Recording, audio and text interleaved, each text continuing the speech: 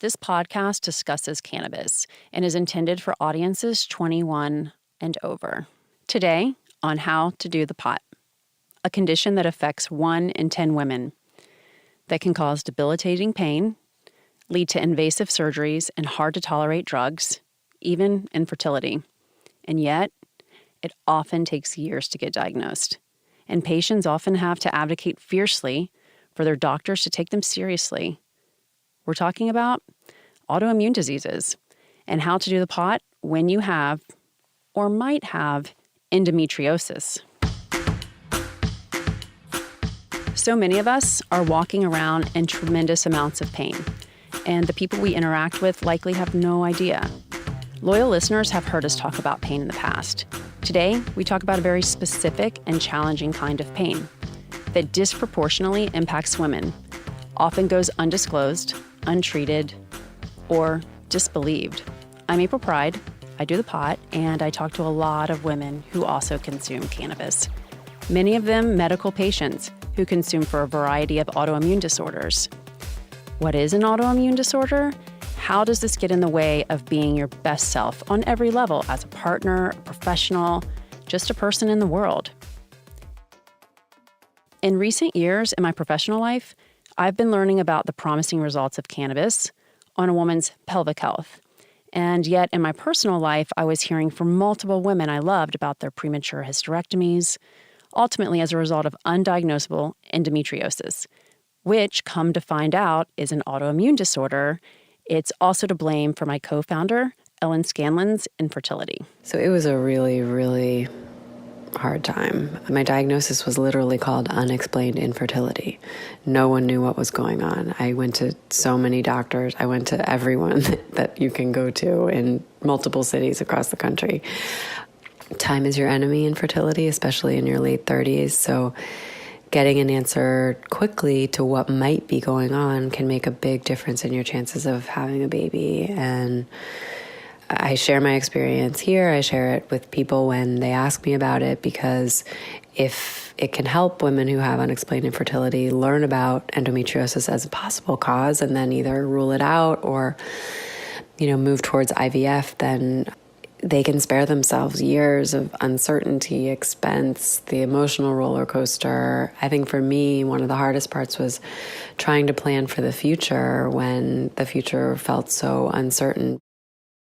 According to the Mayo Clinic, endometriosis is an often painful disorder in which tissue, similar to the tissue that normally lines the inside of your uterus, the endometrium, grows outside your uterus.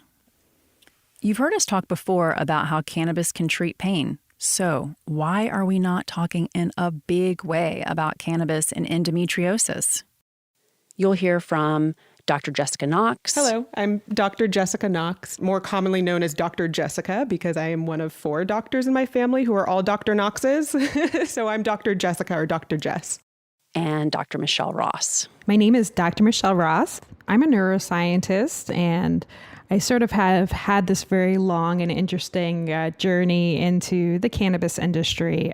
That journey included work as both a doctor and a patient. As a neuroscientist with fibromyalgia and a whole bunch of other health conditions, I was on a lot of different pharmaceuticals. And for me, what actually worked was none of those pharmaceuticals. It was actually cannabis. Likewise, Dr. Jess found that her medical training didn't account for the ways people were using cannabis and getting better. I started working in cannabis clinics immediately after finishing my residencies. My mother, Dr. Janice, had started working in cannabis clinics 4 years prior to that. So she started reading and learning. And as she read and learned and was digging into all this science about cannabis and the endocannabinoid system, she was sharing that information with the rest of the family, with my sister and me and our father. And she was also telling the stories of the patients she saw, which for me was, I think, most impactful, because I always felt like I was beating my head against a wall every day, just managing these long lists of meds, and people weren't getting better or feeling better. But I was hearing stories of patients in these cannabis clinics where my mom was working who they were feeling better. Their quality of life was through the roof. They could play with their kids, or they could relax after work without feeling intoxicated. Like it was a completely new paradigm for me that, there's this other option outside of anything in which I was trained, in medical school or residency that is doing better for patients. Let me go see what that's about. You might have heard Dr. Jess mention the endocannabinoid system a moment ago. The endocannabinoid system is this complicated, intricate communication system within our body that modulates all of our other systems. So most people know about, the cardiovascular system, our heart. They know about the neurological system, the respiratory system. These are the systems we all learned about in health class in high school, right? But nobody learned about the endocannabinoid system. Just discovered in the 1990s, a system that has been a part of the human body since there were humans. It's the body's way of maintaining balance, flushing toxins, rebounding from stress, through naturally formed neurotransmitters, endocannabinoids. I recommend that you listen to our episode on pain for way more on the endocannabinoid system, or we're going to call it here the ECS, and how it operates. For our purposes today, however, we're going to focus on the just emerging research on what happens when the ECS isn't working right. It's deficient in endocannabinoids. Dr. Ross, the neurologist you heard from earlier, she's been looking closely at how a poorly functioning ECS can cause all sorts of problems in the body, especially for women. She cites the work of Dr. Ethan Russo, who has identified a few different conditions that may be linked to a deficiency in the ECS.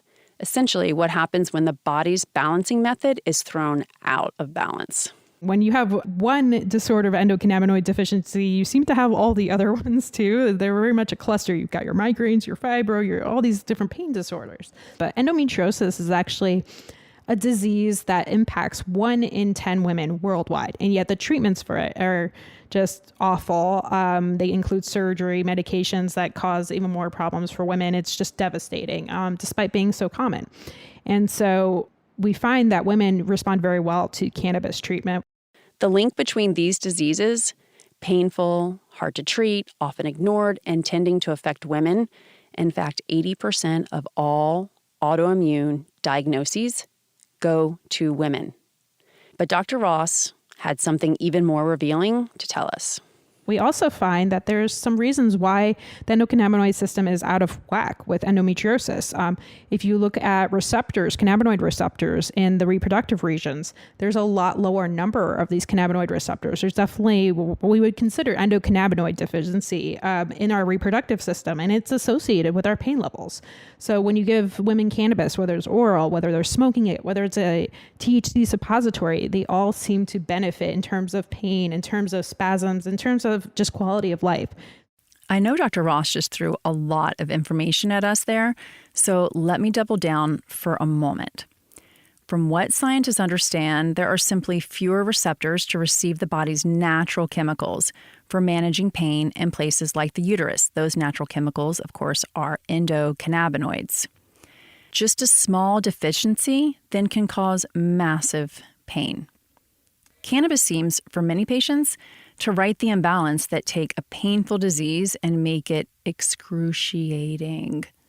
Treating pain is a big deal, especially when women's pain is so often minimized. Take menstrual cramps, for example. For a lot of the reproductive issues, whether it's dysmenorrhea, right? So that's menstrual cramps, which is probably one of the most common things that women experience as related to our sex. Dysmenorrhea is due to basically prostaglandin release. As our endometrial tissue breaks down and we have a period, prostaglandins are released to cause uterine contractions and cramping, to cause inflammation. But we know that, for instance, CBD can inhibit the enzyme that creates prostaglandins. So if we can use CBD on somebody who has menstrual cramps, we can often reduce their pain because we're reducing the root cause. You just heard Dr. Jess refer to uterine contractions. Yes, cramps. The joked about monthly pain many women suffer are, in fact, small contractions like you have in labor. When women are expected to play through the pain, it can be even more difficult to diagnose extreme cramping that can be a symptom of endometriosis. It can take a decade for an American woman with endometriosis to understand that her cramps are not normal. And Black women face an additional hurdle. A recent University of Virginia study found that false beliefs about biological differences between Blacks and whites continue to shape the way we perceive and treat Black people. They are associated with racial disparities in pain assessment and treatment recommendations. In other words, Black Americans often have their pain disbelieved or treated differently. And as we've said, pain is the primary symptom of endometriosis. As damaging as this disease is for all women, it takes a particular toll on women of color, Black women in particular. And a further delay in diagnosis tends to lead to more invasive treatments, such as hysterectomy. For a long time, there weren't options. You had to have surgery to confirm you had it, and so most women are dealing with some type of pain med or other side effects. You may not hear from your doctor that cannabis can help, but it can. It can. You kind of have to hear about it through a friend and then experiment on your own. People don't know that there might be other options because there haven't been. That's why doctors like Jessica Knox and Michele Ross are so focused on spreading the word about cannabis and the benefits it can have for patients with endometriosis and other autoimmune diseases. But it's not only cannabis research we need to make endometriosis more manageable. I would really love to see a better test for this disorder because right now the diagnosis is a laparoscopy. So it's a surgery that you need to recover from just to diagnose your disease. Do I have this disease or is it my pain from something else? So you have to get the surgery to even be diagnosed. And it's just a really, really big hurdle. So what's the best way to figure out if cannabis can work for you? Just like you would with any personal decision, it's great to ask lots of questions when a doctor is prescribing cannabis. I asked Dr. Jess where a new patient should start. What are the 3 most important medical questions patients should ask about cannabis? I think patients should ask, well, first, a patient should want their clinician to know about cannabis and ideally about the endocannabinoid system. So I think a patient should ask their clinician or should ask around, like, what is going on with my endocannabinoid system such that I'm having this issue? Once we know like what's going on with their endocannabinoid system, we can help guide them to the appropriate cannabis-based medication. I think it's also really important for a patient to ask about or to make known their goals, right? A lot of times patients have goals that are not just specific to the ailment. A lot of diseases are also associated with poor sleep or feeling anxious or like decreased productivity or energy at work. And so I think having a clear idea of what your goals are. A third question should always be, what is the quality and safety of my cannabis medicine? All right, you're probably saying to yourself, April, I already know I'm in pain. I've been poked at, prescribed pain meds. You've convinced me that there's some compelling science to explore here. Just tell me how to do the pot. There are a bunch of different compounds in cannabis that can contribute to how it makes us feel and what benefits or challenges we can experience. And there are so many ways to ingest it. For today's High Five, I asked Dr. Ross to run through a few and how they might affect different people differently. Number 1, smoking. When you're smoking cannabis, it enters your system very fast because you're inhaling it. It's absorbed by your lungs and it goes in your bloodstream very fast. It doesn't get metabolized. It can cause euphoria that causes, inflammation reduction, pain reduction, spasm reduction. It's definitely the most fast acting way that you can use cannabis. And then depending on your body, the duration could be anywhere from 3 hours to 4 hours. Of course, it's not easy to control, so that's why some people use other methods. Number 2, sublinguals. If you're consuming, say, CBD or THC drops under the tongue, that's called sublingual administration, and it's really where it's absorbed through your cheek or under your tongue. This is a fantastic way to get cannabis into the body without having to absorb those toxins from burning cannabis. So you absorb, when you're smoking, you absorb ammonia and some of these other toxins. So it's not the cleanest way to use cannabis, but these drops get absorbed into your bloodstream. They can start working in anywhere from 5 to 15 minutes. They can be in your system again for like about 3 to 4 hours, but it works really, really fast. Number 3, edibles. There's also what we call oral administration or edibles. This can be anything from drinks to powders to edibles like gummy bears or brownies or things like that. Number 4, suppositories. Vaginal suppositories are shaped like an applicator-less tampon. They're small, they're easy to insert, and you want to be inverted, at least your pelvis inverted, for 20 minutes after you've inserted it so that it doesn't melt and end up in your underwear. For me, I find that any kind of pelvic pain, suppositories go directly to the source. That's my favorite way to deal with pelvic pain. And number 5, the bath bomb. Bath bombs are another super effective and very efficient way to deal with pelvic pain because you absorb cannabinoids through your vagina while you're in the bathtub.